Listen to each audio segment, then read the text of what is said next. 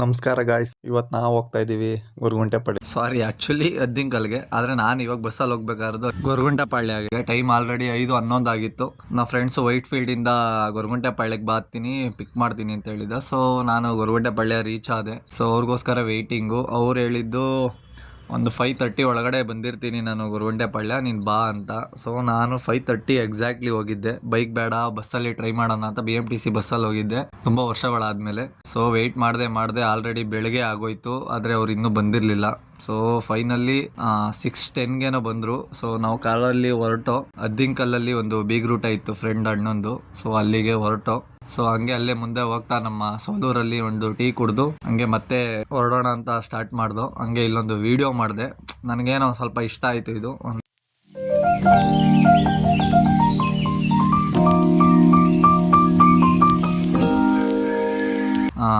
Next ನಾವು journey start ಮಾಡ್ದು. So ಅಲ್ಲಿಂದ ಇನ್ನೂ ಫಂಕ್ಷನ್ ಲೇಟ್ ಅಲ್ವಾ. ಸೊ ಹೆಂಗಿದ್ರು ಸಂಡೇ ಔಟಿಂಗ್ ಬಂದಿದ್ದೀವಿ ಅಂದ್ಬಿಟ್ಟು ಅಲ್ಲೇ ಇದ್ದ ನಮ್ಮ ಯಡೂರು ಸಿದ್ಧಲಿಂಗೇಶ್ವರ ದೇವಸ್ಥಾನಕ್ಕೆ ಹೋಗಿ ದರ್ಶನ ಮಾಡ್ಕೊಂಡು ಹೋಗೋಣ ಅಂತ ಪ್ಲಾನ್ ಮಾಡಿಕೊಂಡು. ಸೊ ಯಡೂರು ದೇವಸ್ಥಾನಕ್ಕೆ ಒಂದು 8 o'clockಗೆ ರೀಚ್ ಆಗಿ ದರ್ಶನ ಎಲ್ಲ ಮಾಡಿಕೊಂಡು, ಸೊ ಅಲ್ಲಿಂದ ಟಿಫನ್ ಮಾಡಿ ಹೊರಡೋಣ ಅಂತ ದರ್ಶನ ಎಲ್ಲ ಮುಗಿಸ್ಕೊಂಡು ಆಚೆ ಬಂದು. ಸೊ ಈ ದೇವಸ್ಥಾನ ನಮಗೆ ಚಿಕ್ಕ ವಯಸ್ಸಿಂದ ನಾವು ನೋಡಿರೋ ದೇವಸ್ಥಾನನೇ. ನಮಗೆಲ್ಲ ಒಂದು 15 to 20 ಕಿಲೋಮೀಟರ್ಸ್ ಅಷ್ಟೇ ಆಗುತ್ತೆ ನಮ್ಮೂರಿಂದ. ಸೊ ಚಿಕ್ಕ ವಯಸ್ಸಲ್ಲಿ ಹೋಗಿದ್ದು. ಸೊ ಇವಾಗ ನೋಡಿ ಮತ್ತೆ ಖುಷಿ ಆಯಿತು. ಸೊ ದರ್ಶನ ಮುಗೀತು, ನಾವು ಅಲ್ಲಿಂದ ಹೊರಟು. ಸೊ ಅಲ್ಲೇ ಮುಂದೆ ಹೋಗ್ತಾ ಹೋಟೆಲ್ ಹರಿಪ್ರಿಯ ಅಂತ ಇತ್ತು ಹೋಟೆಲ್ಲು. ಅಲ್ಲಿ ಬಂದು ಅದು ನೋಡಿದ್ರೆ ಸೂಪರ್ ಬೈಕ್ಸ್ಗಳು ಸಿಕ್ಕಾಪಟ್ಟೆ ನಿಂತಿದ್ದು. ಹಂಗೆ ಬೈಕ್ಸ್ ಎಲ್ಲ ನೋಡಿ ನಮಗೆ ತುಂಬ ಖುಷಿಯಾಗಿ ನಾನು ನನ್ನ ಫ್ರೆಂಡ್ಸ್ ಎಲ್ಲ ಆರಾಮಾಗಿ ವಿಡಿಯೋ ಮಾಡಿಕೊಂಡು, ಸ್ವಲ್ಪ ಬಾಯ್ಸ್ಗೆ ಬೈಕ್ಸ್ ಮತ್ತು ಕಾರ್ಗೆ ಆಗೋ ಅಟ್ರಾಕ್ಷನ್ನು ಇರ್ರಿಪ್ಲೇಸಬಲ್ ಅಂತ ಹೇಳಕ್ಕೆ ಇಷ್ಟಪಡ್ತೀನಿ ನಾನು. ಒಂದೊಂದೇ ಬೈಕ್ ರಿವ್ಯೂ ಕೊಡ್ಕೊಂಡು ಆರಾಮಾಗಿ ನೋಡ್ಕೊಂಡು ಹೋಗ್ತಿದ್ದು.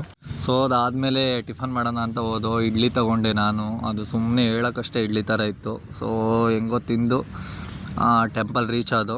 ಸೊ ಅಲ್ಲಿ ಬಂದು ನಾವು ಅಲ್ಲಿ ಟಿಫನ್ ತಿಂದಿದ್ದು ಸ್ಯಾಟಿಸ್ಫ್ಯಾಕ್ಷನ್ ಆಗಲಿಲ್ಲ ಅಂತ ಇಲ್ಲಿ ಫಂಕ್ಷನ್ ಹತ್ರ ಚಿತ್ರಾನ್ನ ಮಾಡಿದರು ಮತ್ತೆ. ಸೊ ಅದಾದಮೇಲೆ ಬೆಟ್ಟ ಹತ್ತಕ್ಕೆ ಸ್ಟಾರ್ಟ್ ಮಾಡ್ದೋ. ಆಲ್ಮೋಸ್ಟ್ 10 ಆಗಿತ್ತು. ಸೊ ಸಿಕ್ಕಾಪಟ್ಟೆ ಬಿಸಿಲು ಕೂಡ ಇತ್ತು. ಆಮೇಲೆ ಅಲ್ಲಿ ಸ್ಟೋನ್ಸಿಂದ ಕಟ್ಟಿರೋ ಸ್ಟೆಪ್ಸ್ ಆಗಿರೋದ್ರಿಂದ ಕಾಲು ಸಿಕ್ಕಾಪಟ್ಟೆ ಸುಡ್ತಿತ್ತು. ಸೊ ಹಾಗೆ ಹೋಗ್ತಿದ್ದೋ ಬಡ್ಡಿ ಮಕ್ಕಳು, ನನ್ನ ಫ್ರೆಂಡ್ಸು ಸುಸ್ತಾಗ್ತಿದ್ಯಾ, ದಮ್ಮಿಲ್ವಾ, ಹಂಗೆ ಹಿಂಗೆ ಅಂತ ಆಡ್ಕೊತಿದ್ರು. ನಾನು ಮಾತ್ರ ಎಲ್ಲೂ ನಿಲ್ಲಿಲ್ಲ. ಅವರೇನೆ ತುಂಬ ಕಡೆ ನಿಂತ್ಕೊಂಡು ರೆಸ್ಟ್ ತೊಗೊಂಡು ಬಂದರು. ನನಗೆ ಚಾಲೆಂಜ್ ಮಾಡಿದ್ರು. ನಾನು ಎಲ್ಲೂ ನಿಲ್ಲಲ್ಲ. ನಾನು ಹೇಳ್ತಿದ್ದೆ, ನಾನು ತಿರುಪತಿ ಬೆಟ್ಟನೇ ಒಂದೇ ಸ್ಟ್ರೆಚ್ಚಲ್ಲಿ ನಾನು ಹತ್ತುತ್ತೀನಿ, ಅಂದರೆ ಸ್ವಲ್ಪ ರೆಸ್ಟ್ ತೊಗೋತೀನಿ, ಬಟ್ ಎಲ್ಲೂ ಕೂತ್ಕೊಂಡು ರೆಸ್ಟ್ ತೊಗೊಳ್ಳಲ್ಲ ಅಂತ. ಸೊ ಹಂಗೆ ಮಾತಾಡ್ತಾ ಟೆಂಪಲ್ ರೀಚ್ ಆದೋ. ಅಲ್ಲಿ ಸಿಕ್ಕಾಪಟ್ಟೆ ಕೋತಿಗಳಿದ್ದೋ ಗುರು.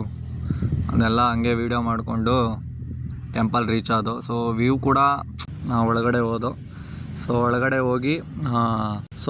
ಹೋಗಿ ದರ್ಶನ ಮಾಡಿಕೊಂಡು, ದರ್ಶನ ಮುಗಿಸ್ಕೊಂಡು ಸುಮ್ಮನೆ ಆಚೆ ಬಂದು ಹಂಗೆ ಒಂದು ವೀಡಿಯೋ ಎಲ್ಲ ಸುಮ್ಮನೆ ಕ್ಯಾಪ್ಚರ್ ಮಾಡ್ತಾಯಿದ್ದೆ.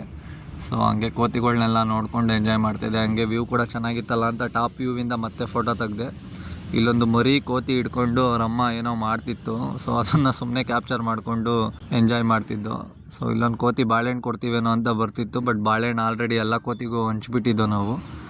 ಸೊ ಹಂಗೆ ಆ ಕೋತಿಗಳು ಆಡೋ ಆಟ ನೋಡಿಕೊಂಡು ಸುಮ್ಮನೆ ನಾನು ನಮ್ಮ ಫ್ರೆಂಡ್ಸ್ ಎಂಜಾಯ್ ಮಾಡ್ತಿದ್ದೋ. ಅಷ್ಟರಲ್ಲಿ ಅಲ್ಲೇ ಇದ್ದ ಪೂಜಾರಿ ಬಂದ್ಬಿಟ್ಟು ಪ್ರಸಾದ ರೆಡಿ ಮಾಡಿ ಅಂತ ಸಾಮಾನೆಲ್ಲ ಕೊಟ್ಟರು. ಸೊ ನಾನು ನಮ್ಮ ಫ್ರೆಂಡ್ಸು ಪ್ರಸಾದ ರೆಡಿ ಮಾಡೋಕ್ಕೆ ಸ್ಟಾರ್ಟ್ ಮಾಡ್ತಾ ನಮ್ಮ ಫ್ರೆಂಡ್ಗೆ ಸಿಕ್ಕಾಪಟ್ಟೆ ರೇಗಿಸ್ಕೊಂಡು, ಬಾಳೆಹಣ್ಣು ಕಟ್ ಮಾಡೋಕ್ಕೆ ಬರಲ್ಲ, ಬಾದಾಮಿ ಕೆಚ್ಚಕ್ಕೆ ಬರಲ್ಲ ಅಂತೆಲ್ಲ ರೇಗಿಸಿ ಕೊನೆಗೂ ಪ್ರಸಾದ ರೆಡಿ ಮಾಡಿ ಆದರೆ ನಾವೇ ಪ್ರಸಾದ ಇಸ್ಕೊಳ್ಳಿಲ್ಲ.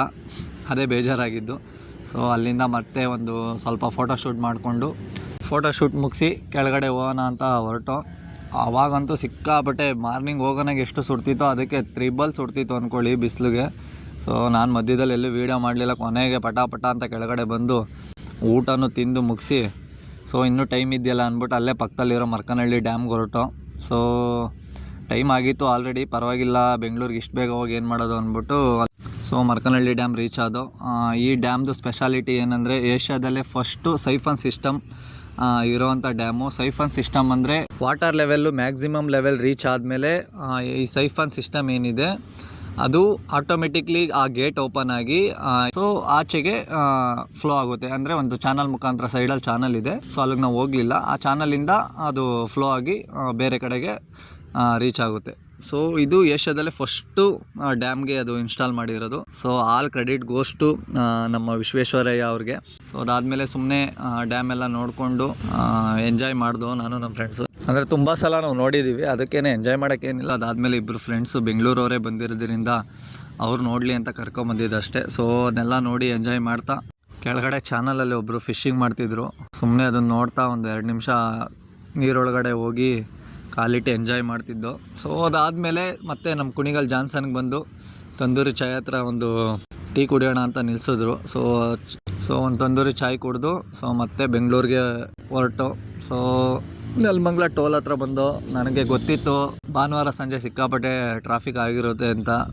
ನಾವೇನು ಟ್ರಾಫಿಕ್ನ ಕಂಟ್ರೋಲ ಮಾಡೋಕ್ಕಾಗುತ್ತೆ, ಎಲ್ಲರೂ ನಮ್ಮ ಥರನೇ ಹೋಗಿರ್ತಾರೆ, ಮನೆಗೆ ಈಗ ವಾಪಸ್ ಹೋಗ್ತಾ ಇರ್ತಾರೆ ಅಂತ ಅಂದ್ಕೊಂಡು ಇನ್ನೇನು ಬಿಡು ಟ್ರಾಫಿಕ್ನ ಎಂಜಾಯ್ ಮಾಡೋಣ ಅಂತ ಎಂಜಾಯ್ ಮಾಡಿಕೊಂಡು ಸಾಂಗ್ ಕೇಳ್ಕೊಂಡು ವಾಪಸ್ ಹೊರಟು. ಸೊ ನೆಲಮಂಗಲ ಮುಗ್ದಾದ್ಮೇಲೆ ನನ್ನ ಗೊರಗುಂಟೆಪಾಳ್ಯಗೆ ಮತ್ತೆ ಅಲ್ಲೇ ಡ್ರಾಪ್ ಮಾಡಿದ್ರು. ಸೊ ಗೊರಗುಂಟೆಪಾಳ್ಯಕ್ಕೆ ಬಂದೆ, ಮತ್ತೆ ಬಸ್ಸಿಗೆ ವೆಯ್ಟ್ ಮಾಡಿದೆ. ಸೊ ಬಸ್ಸು ಸಿಕ್ತು. ಬಸ್ಸಿಂದ ಬಂದು ನಡ್ಕೊಂಡು ಮನೆಗೆ ಹೋದೆ. ಸೊ ಇದು ಇವತ್ತಿನ ವ್ಲಾಗ್. ನೆಕ್ಸ್ಟ್ ವಿಡಿಯೋದಲ್ಲಿ ಸಿಗೋಣ. Take care guys.